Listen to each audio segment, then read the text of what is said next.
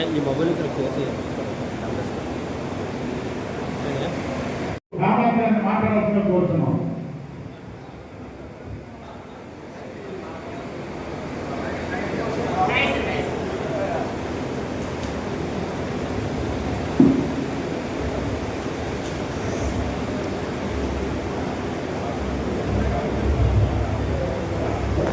జై భీమ్,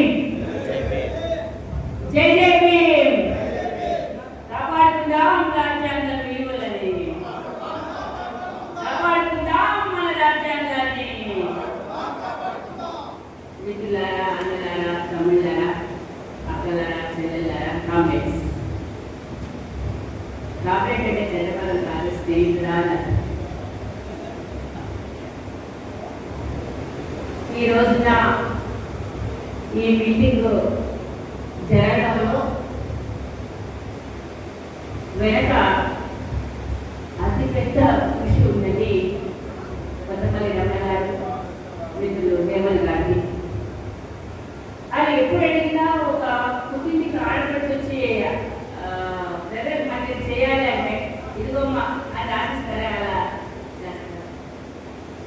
అందుకే ఎప్పటికీ నేను I'm thankful to you. నిజానికి ఈ మీటింగ్ నా పెళ్లి బాగా జరిగింది.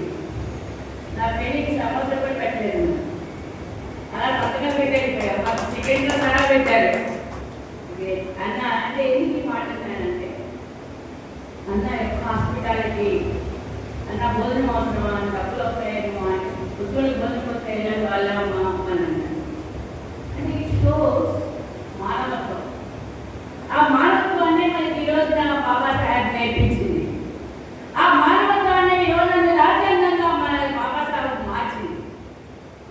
అదే మానవత్వాన్ని ఈ రోజున కూడబడిచి ముందుకు తీసుకెళ్దామని, దేశాన్ని ముందుకు తీసుకెళ్దామని బీజేపీ ప్రభుత్వం కానివ్వండి, ఆరోగ్య సంస్థలు లాంటి హిందూ సంస్థలు కానీ ఈ రోజున ప్రయత్నం చేస్తున్నాయి. మిత్రులారా, ఇక్కడ జరుగుతున్న ఒక విషయాన్ని మనము గమనించవలసిన అవసరం ఉంది. ఎందుకు మేము మణిపూరి ఇష్యూని తీసుకున్నాం, ఎందుకు అంతకుముందు ఒక పుస్తకాన్ని రాజ్యాంగం న్యాయ వ్యవస్థ పుస్తకాన్ని వేసాం, ఎందుకు ఇదే విశాఖపట్నంలో ఇదే మిగతా రాష్ట్రాల్లో మేము చేస్తున్నాము అంటే, రాజ్యాంగం అనేది ఒక ప్రాతిపదిక. ఆ ప్రాతిపదికని అందరికీ తెలిసిందే. మన దళిత సంఘాలు గత 1950 నుంచి కూడా ప్రతి ఫ్యాక్ట్లో నాకు బాగా జ్ఞాపకం, పెద్దవాళ్ళు చెప్తున్నది ఒక లాంఛన పట్టుకొని మా వాళ్ళు చదువుకోవాలని ప్యాటర్న్ చుట్టూ తిరిగి చదివించి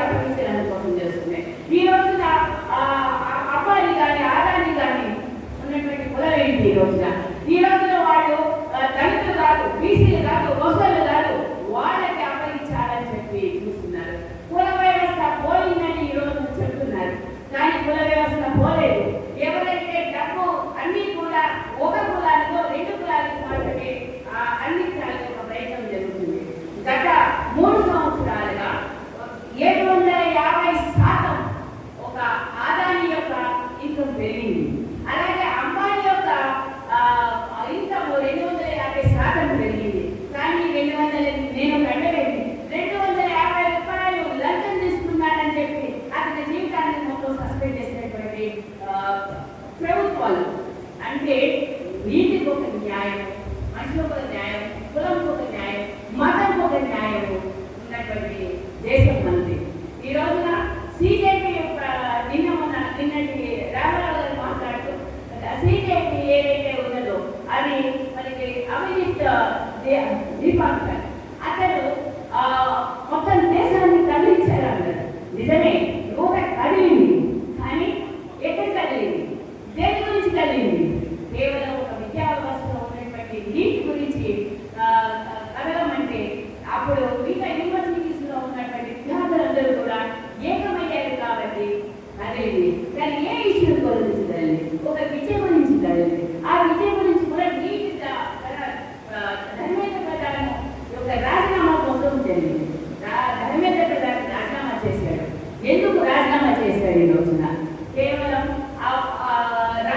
రాహుల్ గాంధీ ఎప్పుడైతే ఈ బీజేపీకి సంబంధించిన తన ప్రధానమంత్రి ఇంటి ముందు ధర్నా చేశాడో, యూత్ ఎప్పుడైతే రాహుల్ గాంధీ వెనుక పడుతున్నాడో, ఒకవేళ బీజేపీ పడిపోతుందేమోనని చెప్పి మళ్ళీ ఈ కాంగ్రెస్ వస్తుందన్న ఒక భయంలో ఇది ఒక రాజకీయ యుద్ధ నీతిలో ఎప్పుడో ఒక అడుగు ముందు 2 అడుగులు వెనకేస్తారు.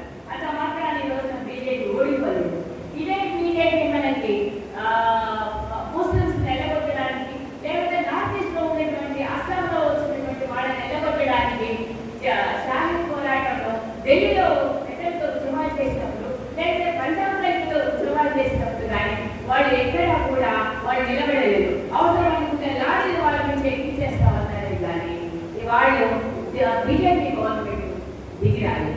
కాబట్టి మిత్రులారా, ఈ రోజులో జరుగుతున్నటువంటిది ఏంటంటే 2 వనరుల మధ్య, మతాల మధ్య జరుగుతున్నటువంటి ఇది ఒక భక్తి మూమెంట్ మన దగ్గర ఏదైతే వచ్చిందో, కబీర్ కానివ్వండి, వేమన కానివ్వండి, లేకపోతే వీరాబాయి కానివ్వండి, ఇవంతా కూడా దేశీయంగా వచ్చినటువంటి ఒక భక్తి మూమెంట్ ఏదైతే ఉందో అది ప్రజల్ని కొంతమేరకు మనం నడిపించిన మాట వాస్తవం.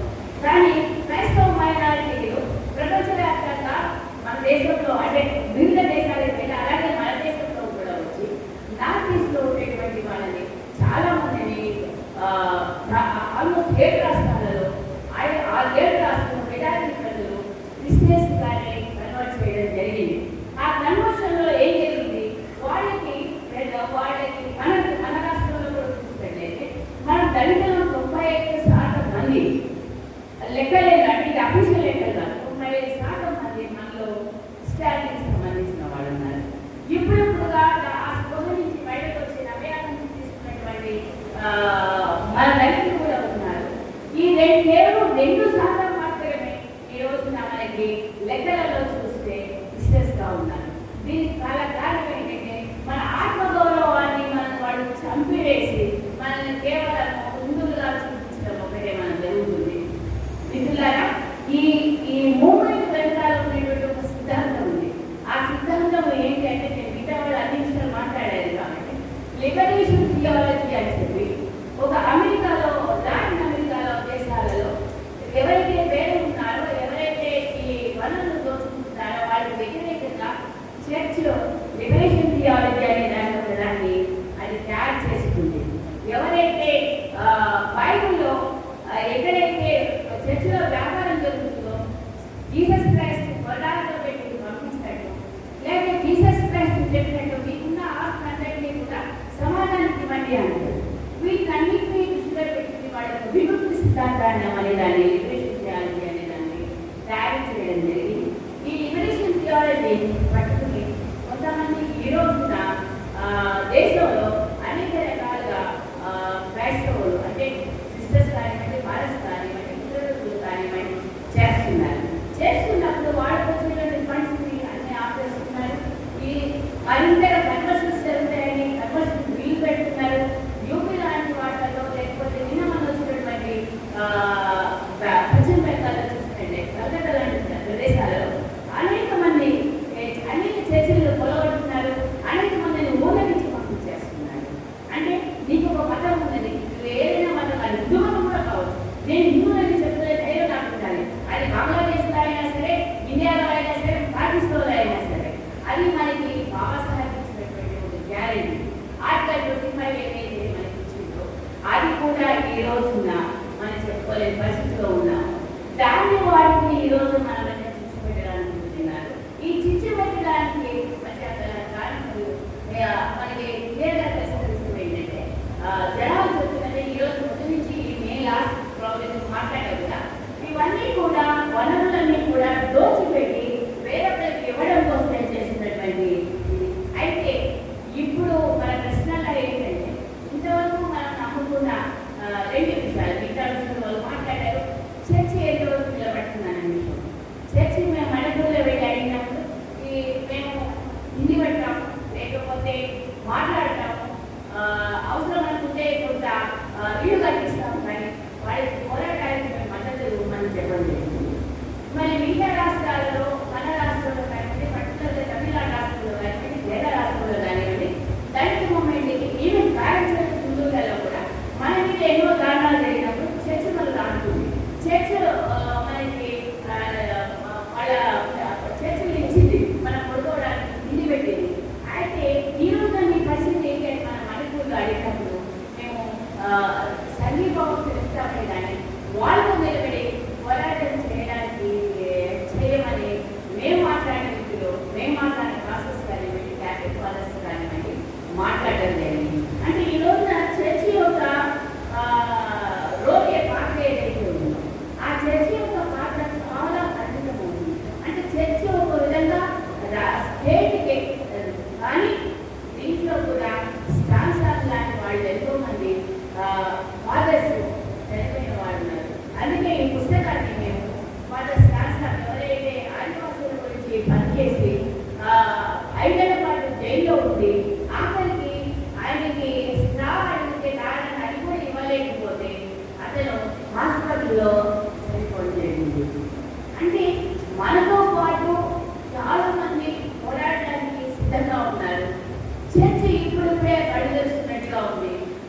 దాంతో పాటు మనం ఒక దళితులుగా, బౌద్ధులుగా, రమయాన దళిత బౌద్ధ సంక్షేమ సంఘం మాట్లాడుతున్నప్పుడు, లేకపోతే మాది ప్రజా ఉద్యమాల సంఘీభావం మేము మాట్లాడినప్పుడు కూడా ప్రజల యొక్క ఉద్యమాలు, ప్రజల యొక్క సంఘీభావం ఎప్పుడో మణిపూర్ అసలు ఒక ఫ్లైట్ ఏంటంటే 10,000 రావడానికి 10,000, అక్కడికి 20,000 ఖర్చు, ఇంత దూరం అవసరమని బస్సులో బాగా ప్రశ్న వచ్చాయి. కానీ అక్కడ ఉన్నటువంటి సమస్య వేరే. అక్కడ మతాల మధ్య సమస్య ఉంది, జాతుల మధ్య సమస్య ఉంది. అక్కడ ఉన్నటువంటి భూములని ఎత్తుకోవడానికి సిద్ధంగా ఉన్నారు. స్త్రీల మీద జరుగుతున్నాయి. ఇంతటి పెద్ద హననం, ఇంతటి కాంగ్రెస్, ఇంతటి పెద్ద మానవోహము బహుశా మన రాష్ట్రాలలో, మన ఇండియాలో ఉన్నటువంటి రాష్ట్రాలలో ఎక్కడ జరగలేదు. కాబట్టి దీన్ని టేస్ట్ చేస్తుంది.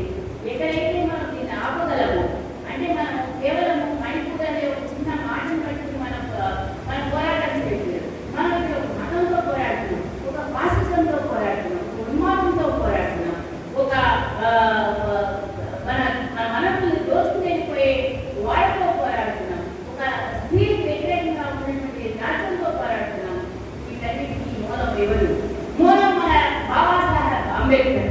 ఫాసిజం అంటే ఏంటి? నిరంకుశత్వం. ఫాసిజం అంటే ఏంటి? నిరంకుశత్వం. ఈ నిరంకుశత్వాన్ని మొట్టమొదటిగా గుర్తించిన వ్యక్తి ఎవరైనా ఉన్నారు అంటే మన చరిత్రలో బాబాసాహెబ్ అంబేద్కర్. ఆయన కులం చేసేటటువంటి నిరంకుశత్వాన్ని చెప్పారు. అలాగే పూలే చెప్పారు, నారాయణ గురు చెప్పారు. వీళ్ళందరూ కూడా నిరంకుశత్వాన్ని, ఫాసిజాన్ని మొట్టమొదటిగా గుర్తించిన వ్యక్తులు వీళ్ళు. ఈ రోజు హిందూ ఫాసిజాన్ని నేను లేకపోతే సభలో ఉన్నటువంటి వాళ్ళు లేదా కొత్తగా రాసినటువంటి రచయితలు కాదు. ఇది వెనకాల ఉన్నటువంటి సామాజిక ఉద్యమకారులు ఎవరైతే బాబాసాహెబ్ అంబేద్కర్, నారాయణ గురు లాంటి వాళ్ళు ఈ నిరంకుశత్వాన్ని వాళ్ళు గుర్తించారు. ఆ నిరంకుశత్వాన్ని వాళ్ళు ప్రశ్నించారు. కులం గురించి ప్రశ్నించారు, స్త్రీల గురించి ప్రశ్నించారు, వాళ్ళ విజయం గురించి ప్రశ్నించారు. ఈ నిరంకుశత్వం, ఫాసిజం అనేది ఇప్పుడు అనేక రకాలుగా ఉంటుంది. ఈ ఫాసిజం అనేది కదా అదేదో కమ్యూనిస్ట్ భాష, అదేదో హిందూ మతోన్మాద భాష కాదు. ఇది ఫాసిజం అనేది నిరంకుశత్వం. ఈ నిరంకుశత్వాన్ని గుర్తించింది, మనల్ని ముందు నడిపించింది అంబేద్కర్, బాబాసాహెబ్ అంబేద్కర్. అందుకే ఈరోజు బాబాసాహెబ్ అంబేద్కర్ చాలా క్లియర్గా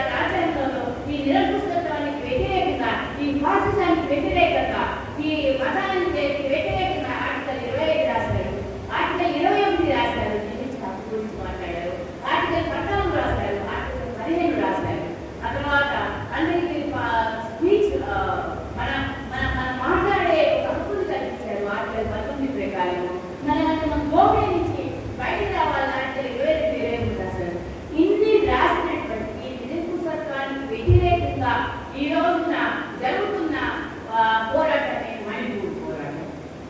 ఈ రోజున బాబాసాహెబ్ అంబేద్కర్ని గుర్తుపెట్టుకొని పోరాటం చేసేది మణిపూర్ అన్ని విధాలుగా అన్ని డైమెన్షన్స్ లో పోరాటం చేస్తుంది. అంటే మిత్రులారా, మేము ఏమనుకుంటున్నామంటే అంబేద్కర్ని బాబాసాహెబ్ మణిపూర్లో పోరాటం అంటే బాబాసాహెబ్ అంబేద్కర్ చెప్పినటువంటి రాజ్యాంగ విలువలను కాపాడడం, బాబాసాహెబ్కి నివాళులు ఇవ్వడమే ఈ యొక్క మా ప్రధాన మా ఆశయం నుంచి మేము మణిపూర్ ప్రజలతో మమేకం అవ్వడం జరిగింది. ఈ విషయాలలో చేసినప్పుడు చాలా మంది ఈ కుకీ ల్యాండ్ ఏంటి ఆ పుస్తకం అంతా అడిగారు. కుకీ ల్యాండ్ అనేది అక్కడ ఉన్న నాగాలు లేకపోతే ఐటీలు కూడా దీన్ని పుస్తకాన్ని ఎవరైతే అని చెప్పి పెద్ద పెద్ద రచయితలందరూ కూడా నంద హాస్టల్ లాంటి రచయితలు కూడా మాకు ఫోన్ చేసి మాట్లాడి వేసి పెట్టారు. ఇది థ్రెడ్ అండి, ఇది థ్రెడ్ కాదు. దీని గురించి చాలా దీని వెనకాల ఇంకా చాలా ప్రాబ్లమ్స్ ఉన్నాయి. బట్ కుకీ ల్యాండ్ అంటే ఏంటి? మేము అనుకునే ఒక స్వాతంత్రాన్ని, మేము బతికి స్వాతంత్రాన్ని, మేము జీవించే హక్కుని, మా భూమిలో మేము జీవించే హక్కుని, ల్యాండ్ ఆఫ్ ఫ్రీడమ్ అని వాళ్ళ భాషలో అన్నారు. జయరాం గాంధీ ఇది బ్రిటిష్ వాళ్ళు కూడా వాళ్ళ మ్యాప్స్ కుకీ ల్యాండ్ అని పెట్టుకున్నారు. ఎందుకంటే కుకీ విసిస్తున్నారు కాబట్టి. కాబట్టి మిత్రులారా, ఈ పుస్తకానికి, ఈ సభకి, లేకపోతే మన రాజ్యాంగానికి, మన బాబాసాహెబ్ అంబేద్కర్కి, వీటన్నిటికీ ఉన్నటువంటి మధ్య ఏదైతే వాయువులు ఉన్నారో, ఈ మధ్య ఏవైతే ఉన్నాయో, ఈ మధ్య ఏదైతే ఉందో, ఈ నూలుపోగు ఏదైతే ఉందో, ఆ నూలుపోగులో ఒక భాగమే మేము, ఆ భాగంలో మేము ముందుకు కదాలని ఈ మణిపూర్ ఇష్యూని తీసుకోవడం జరిగింది. అలాగే ఇంకొక చిన్న విషయాన్ని, రెండే విషయాలు నేను మాట్లాడి ముగిస్తాను. అక్కడ ఉన్నటువంటి స్త్రీల ఉద్యమం ఏదైతే ఉన్నదో, మన దళిత ఉద్యమం ఉందంటే, మన బహుజన ఉద్యమం ఉందంటే ఒకప్పుడు చాలా ఉన్నతమైన నిజంగా ఉద్యమంగా నిలబడింది. కానీ ఈ రోజున అది రాజమండ్రి నిలబడ్డ అయితే ఉద్యమం ఏదైతే ఉందో, ఈరోజు హిందూ బానిస, హిందూ తోక ఉద్యమం ఉందండి మారిపోయింది. అది ఎంతో మహోన్నతమైన ఉద్యమం మీద ప్రపంచంలో జరిగింది. అలాగే మూలవాసీలు, ఆదివాసీలుగా ఉన్నటువంటి మన స్త్రీలు మనం చేసిన పోరాటాలు కానివ్వండి, లేకపోతే మన సాహిత్య కార్యక్రమం కానివ్వండి, రమణాయి కానివ్వండి, వీళ్ళందరూ కూడా మన మూలవాసీ స్త్రీలు, ఆదివాసీ స్త్రీలు చేసిన పోరాటము కూడా ఈ రోజున ఎంతో విలువైనది. ఈ విలువైన ఉద్యమంలో అనేక రకాల జీవితాలు తీసుకురావడానికి ప్రజలు కూడా ప్రయత్నం చేస్తే, లేకపోతే గవర్నమెంట్ కూడా ప్రయత్నం చేస్తుంది. మీరు చూసినట్లయితే అది అడవులు ఎక్కడుంటే, అడవుల యొక్క బంగారం ఎక్కడైతే ఉందో అక్కడ ఎవరు పేరు మీద అక్కడ ఆదివాసులు ఉంటే ఆదివాసులు నిలబెట్టారు, నక్సలైట్లు ఉంటే నక్సలైట్లు నిలబెట్టారు, లేకపోతే ముస్లింస్ ఉంటే ముస్లింస్ నిలబెడుతున్నారు. కాబట్టి వాళ్ళకి జాతి, మతం, కులం అదేమీ లేదు. ముందు అక్కడి నుంచి వెళ్ళిపోవాలి. మనల్ని ఎందుకు టార్గెట్ చేస్తున్నాం అంటే, మనం బలహీనలుగా ఉన్నాం. బలహీనలుగా ఎందుకున్నామంటే మన దగ్గర ఆస్తిపాస్తులు లేవు. మనకి బాబాసాహెబ్ చాలా మంచి మాట చెప్తారు. ఆయన మీకున్నటువంటి దేశంలో ఉన్నటువంటి వనరులన్నిటికీ కూడా మీరే వాటికి హక్కుదారులు అంటారు. ఎక్కడంటే ఈ రోజున హక్కుదారులన్నా మనం దళిత బహుజనులకు, ఈ రోజున స్త్రీలు కానివ్వండి, ఎవరైనా హక్కుదారులుగా ఉన్నామా? మనకి ఇచ్చేది 3 ఎకరాల అని చెప్పి ప్రామిస్ చేసి పైకి వచ్చినటువంటి తెలంగాణ రాష్ట్ర ప్రభుత్వం కానీ, లేకపోతే ఆంధ్ర ప్రభుత్వం కానీ, ఏ ప్రభుత్వం అయినా సరే మనల్ని కేవలం బిచ్చగాలుగా చేసి 3 ఎకరాలు మన మొహాన బట్టి మిగతా అయితే కూడా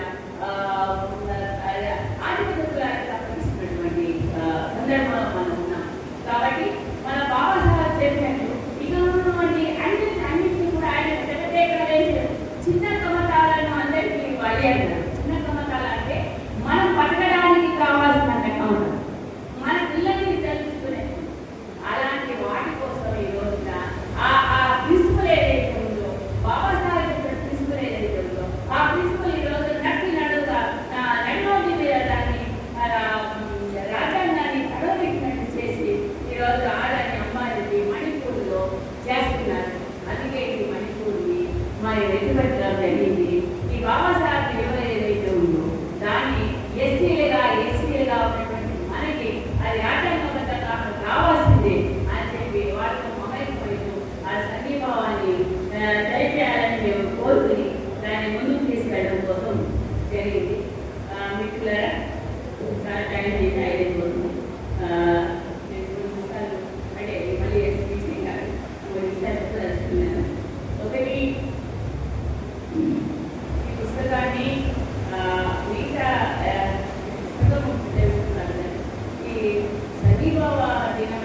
మిగతా రాష్ట్రాల్లో కూడా చేస్తున్నాము.